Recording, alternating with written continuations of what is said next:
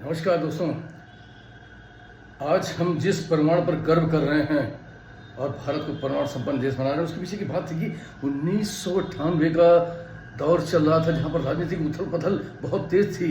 ऐसे में ही डॉक्टर अब्दुल कलाम आज़ाद को भारत देश के प्रधानमंत्री ने बुलाया और बुला के बड़े गंभीर स्वर से कहा कि हमें कुछ ऐसा करना होगा कि जिससे देश सुरक्षित रहे और दुनिया को इसकी पहचान हो सके।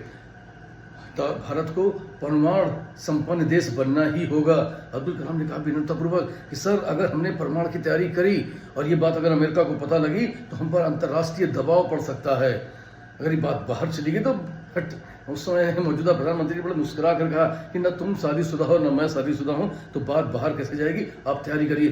राजस्थान के रेतीले इलाकों में जमीन के नीचे इसकी तैयारियां शुरू हो गई और 9 मई 98 को वो तैयार हो चुका था। वो परमाणु हथियार जिसकी दुनिया ने कल्पना भी नहीं की थी। जब अमेरिका के सैटेलाइट हमारे भारत से गुजरा और गुजरने के बाद जब दूसरी दिशा में जैसे ही गया, 11 मई को हमने पहला परमाणु परीक्षण कर दिया था। और जैसे ही परमाणु परीक्षण हुआ वैसे ही 35,000 बीघा की जमीन उथल पुथल हो गई, धुएं के गुबार हो गए। चारों तरफ दुनिया में इस तरीकों को देखा गया, लेकिन भारत ने कहा कि ये तो एक बहुत बड़ा तूफान था जिसका ये है, और अमेरिका को भी लगा कि ये तूफान ही था। लेकिन 13 मई को बैक टू बैक 2 परमाणु परीक्षण और कर दिए जाते हैं।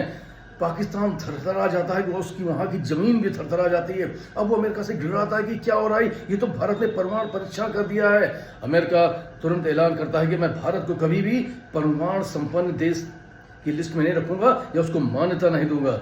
भारत के प्रधानमंत्री ने उसी दिन गर्व के साथ प्रेस कॉन्फ्रेंस बुलाई और प्रेस कॉन्फ्रेंस बुलाने के बाद उन्होंने कहा कि मुझे दुनिया में किसी से मान्यता लेने की जरूरत नहीं है, हम परमाणु संपन्न हैं, ये मुझे मालूम है और ये दुनिया को भी मालूम होना चाहिए।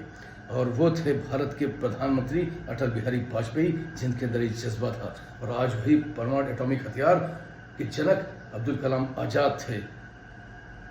इन्होंने मिलकर के वो इतिहास रचा था कि आज आप और आपका देश परमाणु संपन्न देश है और सुरक्षित है, ताकतवर है। इस तरीके उन्होंने शक्ति का प्रदर्शन बड़ी विनम्रता के साथ किया और विश्व में शांति का संदेश दिया।